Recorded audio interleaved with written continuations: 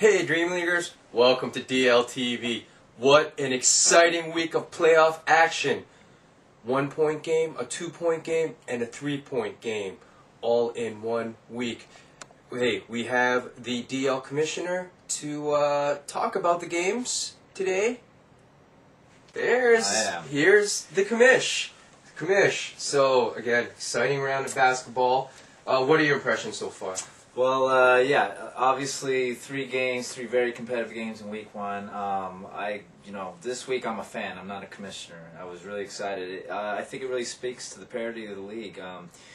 The first game we had was a play-in game between A-Ball and X-Men. That game went all the way down to the final second. Yeah. We had A-Ball walking away with the win, beating X-Men for the second time in 1 week, but kudos to Jeff Beck, who hit that huge 3. I know you saw that. That was money. Money. He is a pretty money player. Now, the amazing stat about that guy is 12 3-point attempts. And I think of all the shot attempts that he took were just 3-pointers. Yeah. Beck's a 3-ball man, but that's A-Ball for you. They're actually a pretty well-balanced team. They hadn't had many wins at all this season. But they've really been a tough luck team, I think. They've lost all their games by less than 10 points practically. They're right there at the cusp. And, it's starting to come around for them. They won 2 in a row, albeit against the X-Men both times. But, they go on and play the Spartans in the next round in round 1. And I think they have as good a shot as any 9-seeded team in history to take down one team. Hey, well, we've seen them in the past pull off a pretty big upset. A couple seasons ago, they upset Dabian in playoffs. Absolutely, yeah, absolutely. I think it was their first foray into the NL. Yeah, I was there at that game. I was at Polytech. I remember it very vividly. They knocked out Sean De Los Reyes and company. Absolute shocker. So A-Ball could be up to no good again. Yeah. Well, let's talk about Sean De Los Reyes, perennial All-Star in our league. I don't know how. I can't remember how many MVPs he's won. But he's now playing for the New York Fury that played against M&A, and another close game. Yeah, that was a 3-point game. I was at that game as well. I'm almost at every single game. But I tell you, that game, those are the kind of games the fans like to watch. I'm not sure. I'm kind of an old school guy coming from the school of John Wood, and I got, defense wins championships. But this game, no defense played whatsoever. 74-71. Fury outlasted 101 at the end. 101, obviously, we know is a completely different team this season, apart from their championship team last season. They stormed out of the gates. They were actually had a 10-point lead on the Fury as Wilson Wong came smoking. He had 5 straight 3-pointers to start the game. This kid, people have to know who he is. His names will be on the lips of everyone in the future seasons, as he's actually just moved here to New York from California. He's a great player, but he got a taste of playoff basketball when the Fury came storming back behind De Los Reyes, behind Christian Stevens, who is healthy this season finally. It's great to see. Phenomenal player. He dropped 28 points on 101. It was a great basketball game from an offensive perspective, and like I said, for the ticket sales, we like to see games like that. Oh, absolutely. Fans like to see points, and that's what this league is all about. Is about putting butts in those seats. So it was a great game from that perspective. Have to say that the GM of that team really moving and shaking. They lose the greatest NL player ever to San Diego, and he replaces him with almost the whole G Unit team. Oh yeah, well Nick Echevestre, who you're alluding to, took off for law school this last season. Usama Nasruddin has been a key instrumental player for 101. They have had some chemistry issues this season. They've had a lot of guys in and out, mostly out, been unable to field a consistent starting 5, and as a result, it showed. But they do have the talent, as we saw, the Fury, legitimate championship contending team, and if they're there at the end, I wouldn't be surprised. But the fact that 101 took them down to the wire, lost by 3, really goes to show that they still have some stuff left in the tank there. So we'll see what happens. And you were talking earlier about the parity in the league. So we almost had an upset in the first round with Gen X just slightly a 3-point shot away from upsetting the Cruisers. Yeah. That was, again, another great game. I mean, out of these 3 games, I don't know which one you can really say was the best game involved. They were all so entertaining.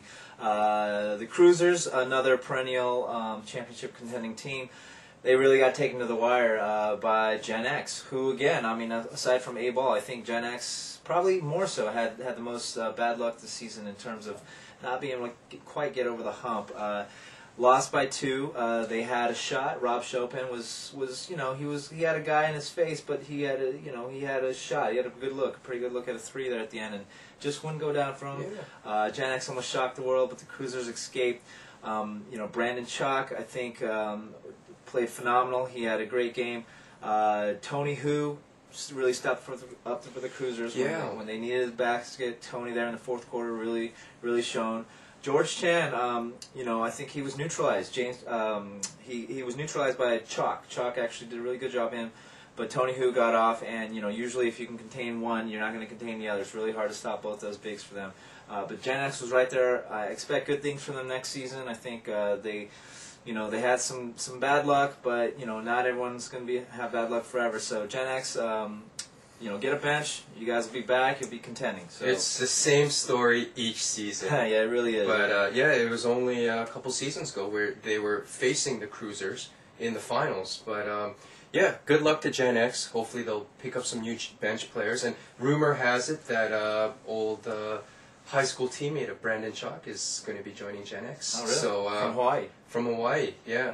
That's what rumor has. That's in the rumor circle. Now, the Cruisers, they had a bit of a layoff because of the tragic loss of their coach, Robert Lee. Now, how do you see them now? I mean, they're not as dominant as they once were. Now, how do you see them now in this playoffs? Yeah, well, I think what's happening is the rest of the league is really catching up to them. They set the standard for so many seasons. Rob was really instrumental, obviously, in giving, putting them together and bringing them up to the stature that they've attained. But other teams now are going out and recruiting pieces, going through their farm system, keeping an ear to the ground as far as who's moving to New York City, right, who lives in the area, who they could pick up. And we're seeing, with each passing season, a half dozen of the teams in the division have a shot at winning the championship. So I think the Cruisers started it all. They were there at the beginning. Obviously, them and Dabian, 2 teams who've been sort of the grandfathers of the league that have really established a precedent.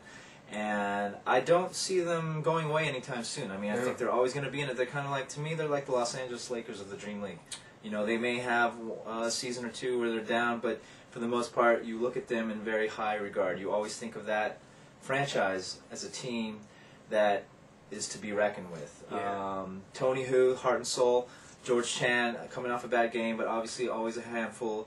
CB Liu, Stan Young in the backcourt. Those 2, just absolute handful for anyone to deal with. So I expect these guys to go far. They are taking on the Fury in the next game. So this is a phenomenal matchup, 2 versus 3 seed. I expect another barn burner to the end. One note, actually pretty big note, is that Sean De Los Reyes may not be available for this game, as the word is he'll be out on vacation. Oh, wow. For 2 or 3 weeks. So with him not in there, it changes the dimensions of the game a little bit. But Fury will still obviously have pretty talented lineup, no matter who they put on the floor there. Ren Shea, talk about a great recruiter. Obviously has pieced together an all-star caliber squad. So Christian Stevens, expect his game to stay there at this playoff level that he's been playing at, and I expect a great game again to go down to the wire this weekend, and we'll see. We'll see who steps it up and who makes the big plays. Hey, it could be a preview to the finals already, because with the double elimination, you never know. These guys could. Whoever wins this game or loses, they can actually face each other again. That's the great thing about the playoffs here. Everybody, it rewards you for that regular.